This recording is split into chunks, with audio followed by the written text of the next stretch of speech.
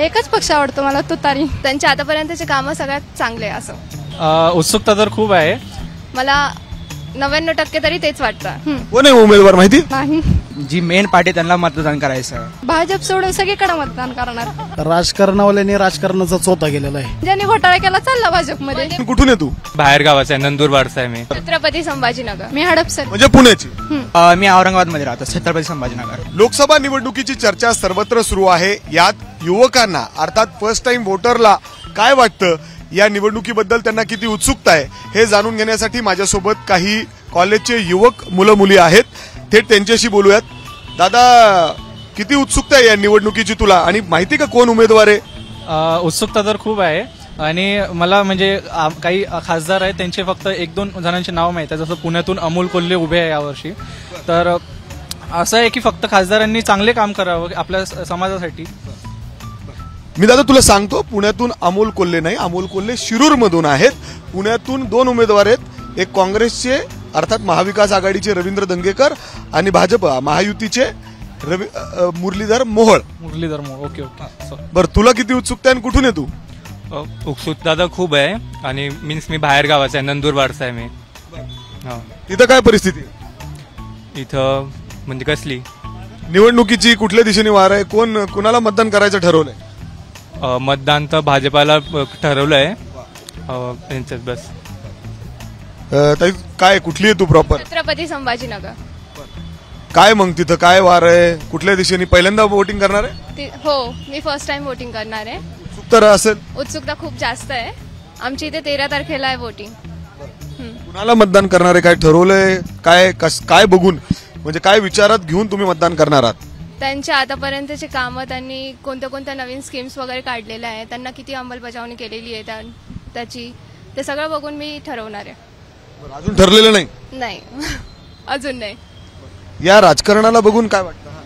पण आतापर्यंत आमच्या इथे अंबादास दानवे आणि हे चंद्रकांत खैरे, ते दोघं आहे. मला 99% तरी तेच वाटतं. त्यांच्या आतापर्यंतचे कामं सगळ्यात चांगले असं. तू कुठली आहे आणि काय वाटतं या राजकारणाची? मी हडपसर. म्हणजे पुण्याची. कोण आहे उमेदवार माहिती? नाही. मग काय ठरवलंय, मतदान करायचं कुणाला करायचं? करायचं ठरवलंय, पण मी पण ही म्हणली तसं त्यांच्या आधी कामे बघणार, काय काय कामं केल्यात त्यांनी, स्टुडंटसाठी काय केलंय, मेन म्हणजे नवीन नवीन योजना काय आणल्या स्टुडंटसाठी ते बघणार. काय करायला हवं त्यांनी मेन म्हणजे पहिला मुद्दा म्हणजे स्टुडंटसाठी हे केलं पाहिजे की समतोल ठेवलं पाहिजे. हा मराठा म्हणून ह्याला जास्त हे, त्याला पहिला सीट मिळणार, तो माळी आहे म्हणल्यावर त्याला नंतर सीट, त्याच्यानंतर असं नाही केलं पाहिजे. ते त्यांनी टाळलं पाहिजे. एवढं मी बघणार, एवढं कोण करतंय. कुठलं पक्ष म्हणजे आवडतो, काय मतदान? एकच पक्ष आवडतो मला, तुतारी. कुठला? तुतारी. कुणाचा पक्ष आहे तो शरद पवार. का आवडतो तो? आवडतो, काय कारण तरी असेल ना का आवडतं? कामं चांगली करा, आतापर्यंतची कामं त्यांची छान आहेत म्हणून. अजित पवारांचा जो घड्याळ आहे ते नाही आवडत का मग? भाजप सोडून सगळीकडे मतदान करणार. का पण? आतापर्यंतचा एक्सपिरियन्स सगळे घोटाळे सगळे तिकडेच आहेत. आतापर्यंतचा एक्सपिरियन्स, ज्यांनी घोटाळा केला चालला भाजपमध्ये. पण आमदार मग हे झालं. आणखीन काही स्टुडंट्स आहेत, विद्यार्थी आहेत. हा दादा, म्हणजे काय ज्यूस बरोबर काय ठरवलंय का? हा ठरवलंय ना सर. काय ठरवलंय? यावेळेस मतदान करायचं आहे मला, आणि जी मेन पार्टी त्यांना मतदान करायचं. मेन कुठली पार्टी? ते मी सांगू नाही शकत, कारण तरी ते मी सांगितलं तर विवाद होऊन जाणार. कुठं मतदान आहे, म्हणजे पुण्यात आहे बाहेर कुठं? मी औरंगाबाद मध्ये राहतो, छत्रपती संभाजीनगर. कोण उमेदवार तरी कोणी माहिती का? नाही, मला माहित नाही. आता मी घरी जाऊन थोडं बघणार त्याच्याबद्दल आणि मग करणार वोट. अजून तर औरंगाबाद मध्ये वोटिंग चालू झाली नाहीये, कारण तरी आता आमची जस्ट मतदान माहिती आहे 17 तारखेला औरंगाबाद. बरं, 17 तारखेला आहे. उत्सुकता तर आहे इकडे. बरं, कुठं मतदान आहे का यावेळेस? हो आहे. कुठली आहे तू प्रॉपर? मी इथलीच आहे, पुण्यातली. कधी मतदान करायचं पुण्यात माहिती? 13 तारखेला मतदान करायचं पुढच्या महिन्यात. बरं, त्याच्यानंतर उमेदवार माहिती आहे? मला जास्त त्याबद्दल आता माहिती नाहीये, पण मी माहिती करून घेणार, बिकॉज आताच थोड्या. तुला काय वाटतं, काय बघून त्या लोकसभेच्या या निवडणुकीत मतदान करायचं असतं, काय विचार करता तुम्ही? मतदान म्हणजे आता असं म्हणलं जातं की वोट वोट करणं हे प्रत्येक सिटीजनची राईट असते आणि ते कंपल्सरी करावं. बिकॉज जर आपलं वोट खूप इम्पॉर्टंट असतो, कारण की त्या आपल्या एक आता तू मतदान करायला जाणार आहेस, हो जाणार आहे. म्हणजे आई वडिलांना विचारून मतदान करणार आहे? नाही, मग स्वतःचं मत आहे माझं. तुझं काय मत ठरवलंय तू?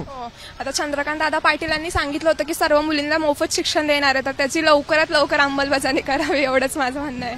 कधी होईल काय काय म्हणणं आहे तुझं? का फक्त त्यांनी असं इलेक्शन जवळ आले म्हणून त्यांनी ते काढलेलं? म्हणजे हे जुमले होतं तुम्हाला असं वाटतं? हे नाही केलंय ना अजून, त्याच्यावर काही हे नाही काढलं. कुठे आहे अजून त्याची अंमलबजावणी कुठे आहे? का आलं इलेक्शन, बोला काहीतरी द्यावा आधी, या पुढच्या वर्षी परत देतो परत वादे. असं होतं का? होतात पूर्ण वादे? अजून तर नाही माहिती, आता काय माहिती होईल का नाही. सांगू नाही शकत. इथं म्हणजे खूप सारे लोक जमलेत, कॉलेजचे बाहेरचे स्टुडंट. तू काय शिकायला आहे का काय कामाला आहे? नाही, कामाला आहे महानगर. काय ठरलंय का काय पुण्यात वारं कुठल्या दिशेने आहे, कोण निवडून येऊ शकतं? राजकारणावाल्यांनी राजकारणाचा चोथा केलेला आहे. आणि राजकारण म्हणलं की यांनी जवळजवळ आहे ना पूर्ण साध्या माणसं किंवा खाली लोकल जी माणसं असतात त्यांना पूर्ण विचारतच घेतलेलं नाही. कुठल्याही पक्षात उडी मारतात, स्वतःच्या स्वार्थासाठी इकडं तिकडं उड्या मारतात. त्यांना काहीच कळत नाही, कारण की पूर्ण नासधूस केलेला आहे त्यांनी. म्हणजे ना राजकारणावर साध्या माणसाचा विश्वासच उडलेला आहे.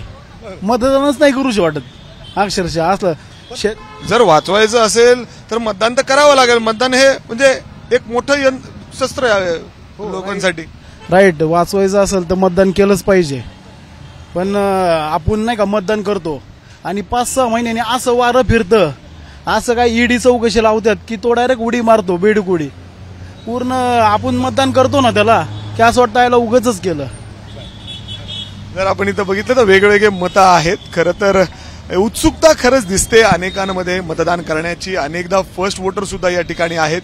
वेगवेगळ्या विकासाच्या मुद्द्यांवर किंबहुना शिक्षणासाठी त्यांच्या वेगवेगळे काय नवीन योजना त्यांच्यासाठी आणले जाणार आहेत, किंबहुना मुलींचं जसं म्हणणार आहे की मुलींना मोफत शिक्षण या ठिकाणी दिलं जाईल असे आश्वासन दिलेले. ते आश्वासन पूर्ण होतील अशी ते अपेक्षा करतात. आणि अशा पद्धतीने खरं एक वेगळी उत्सुकता या लोकसभेच्या निमित्ताने, सर्वत्र चर्चेच्या निमित्ताने पाहायला मिळते.